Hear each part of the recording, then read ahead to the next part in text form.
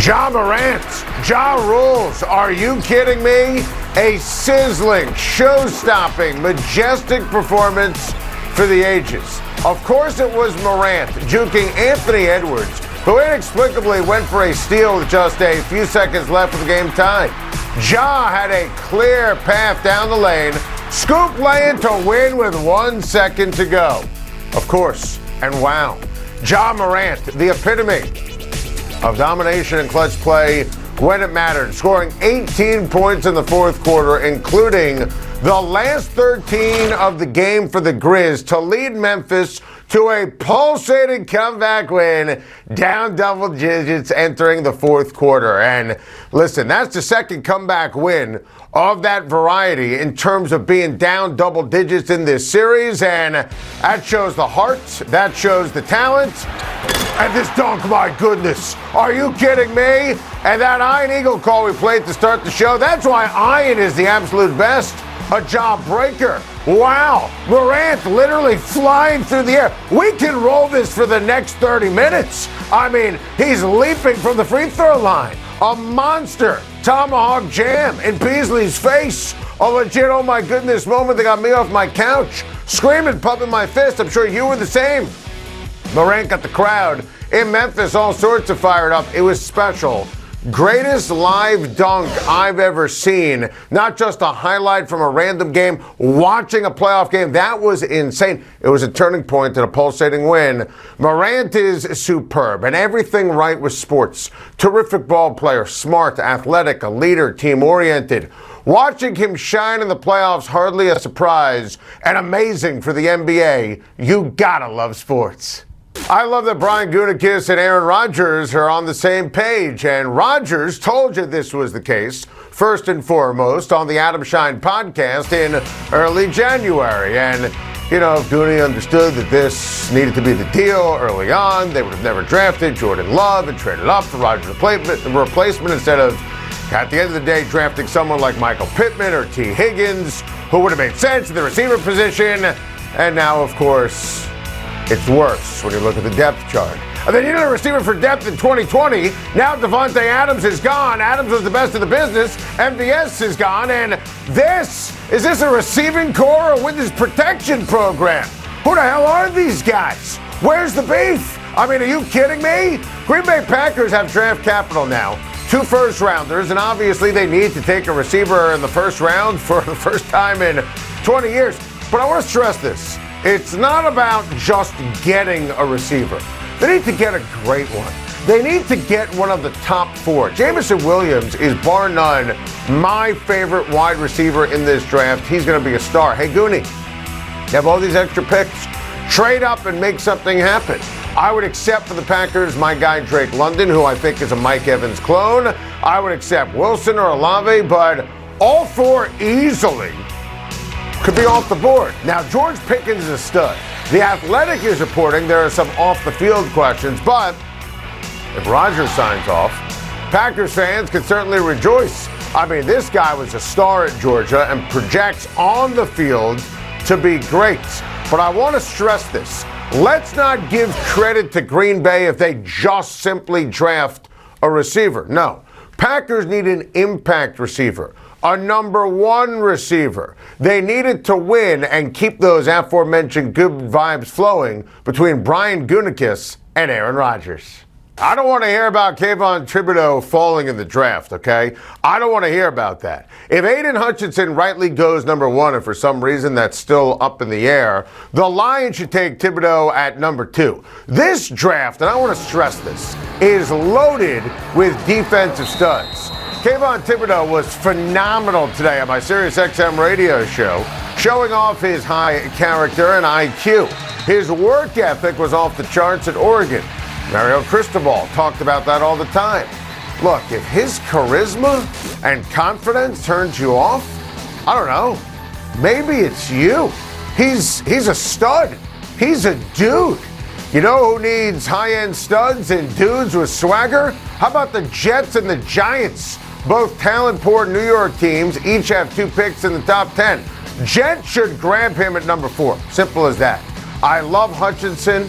and I love Thibodeaux. And there are some other impact instant stars that on defense that I love in this draft.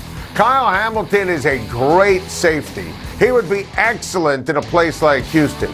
Don't sleep on my guy, Jermaine Johnson. I'm telling you, the ACC Defensive Player of the Year at Florida State is going to be great in the National Football League. NFL teams love him. He's a top 10 player. Or Vikings should just pounce at 11. And I love Sauce Gardner. Long, strong corner who changed Cincinnati football. I think he would be great for the Giants or the Seahawks or the Texans or the Falcons, among others. No way am I ranking Derek Stingley ahead of him. I'm just not going to do that. 'Tis the season for the misdirection, 24 hours away from the NFL draft. But I'm telling you right here, right now, those aforementioned guys on defense are future stars. And if Thibodeaux slips, a lot of teams eventually going to have a lot of explaining to do. Absolutely thrilled to be joined in studio by my guy, CBS Sports senior NFL insider, the great Jonathan Jones. JJ, how are you? And I am great. Thank you for the introduction. And I'm happy. I'm so happy to be here. It's great to have you in the studio. And listen, I am fired up for this draft. And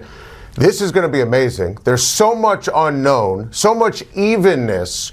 What's Jacksonville doing with that number one pick? I love chaos, right? If these guys aren't going to be a whole bunch of gold jacket Hall of Famers, and give me chaos on draft night, and that's what we're going to get. Listen, I don't know who the Jaguars are going to pick at 1. I'm not convinced the Jags know who they're going to pick at 1. If it's up to general manager Trent Baalke, I believe it's Trayvon Walker. If it is up to team owner Shad Khan, I believe it's Aiden Hutchinson. If it were up to the Jacksonville coaching staff, it might still be an offensive lineman, even though they just got Cam Robinson under contract for 3 years. So if I have to pick one, I'm going to go with Trayvon Walker. But I will not at all be surprised if it's Aiden Hutchinson. I would go Aiden Hutchinson. I've been pretty outspoken about that. I mean, it's going to be interesting to see what Jacksonville does tomorrow night. I can't wait for it. That's intriguing. The Carolina Panthers are intriguing. Offensive tackle at 6, quarterback at 6. What's Carolina going to do? I think they're going to go offensive tackle if one of them is available. I think that obviously they love Ike Ekwonu. They believe that he's the number one tackle like many people do. You have Charles Cross, Evan Neal. I'm hearing that the building's a little split on who's 2, who's 3 right there. But I do think they ultimately go tackle if they cannot trade back. Look for them to acquire a veteran quarterback via trade, whether that's Baker Mayfield or a better fit for their locker room, Jimmy Garoppolo. It doesn't have to be draft weekend. It can be the week after the draft. I think Garoppolo makes a lot of sense for the Carolina Panthers via trade. How many quarterbacks do you see ultimately going in the first round? It's a pretty hot-button topic going into this draft, JJ, and who do you think will be in the quarterback business? I think that we're going to just have 2. I think it's going to be Malik Willis, who's going to be the first quarterback off the board. I think it's going to be Kenny Pickett. I think the Steelers may not believe he's going to be there at 20. I think he may very well be there at 20, and he would be the pick. Could somebody sneak up there and get Matt Corral at 30, where Kansas City's trying to trade back, 32, where the Lions are going to have that up for auction? Perhaps. Desmond Ridder, I just don't see happening in the first round. So I'm going to keep it at 2, the safe bet, but it could happen. What's the latest on Deebo Samuel?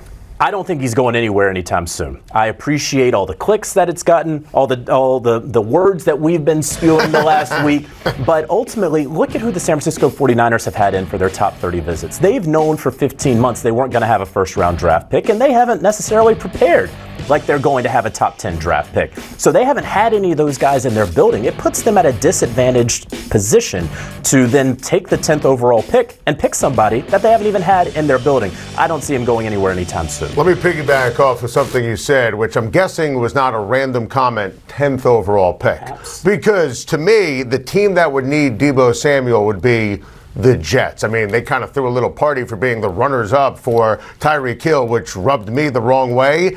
Is that the team that you think is going to try harder than anyone else to make the San Francisco 49ers make a deal for Deebo Samuel? You'd have to imagine so, right? They have the high draft pick. They have the coaching staff that knows Deebo Samuel. You have a quarterback who really needs Deebo Samuel's yards after the catch ability. The issue is if Deebo does not like his role in San Francisco, his value goes down because he is not Davante Adams. I agree. He has a very high drop rate, one of the highest since 2019. And so if he wants to be used like a pure wide receiver, well, that's not where his value is, and I don't know that it would necessarily work with the Jets. I think if you're a Giants fan, you're actually excited about a draft for the first time in a very long time. New general manager, new head coach. You pick 5 overall, 7 overall. Could be some very intriguing players. Could have an opportunity to trade back and accumulate more picks. What are the Giants thinking?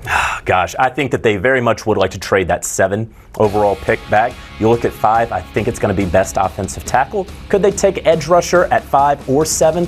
Absolutely. You look at those and you say, will they trade back with Philadelphia? It's no secret Howie Roseman is very interested in trading up, be it with Carolina, Atlanta at 8, maybe the Giants, a division rival there at 7. I think you take the best offensive tackle at 5, and then you try to trade back at 7. Always makes sense from a Giants perspective. JJ, absolutely incredible to have you on the show.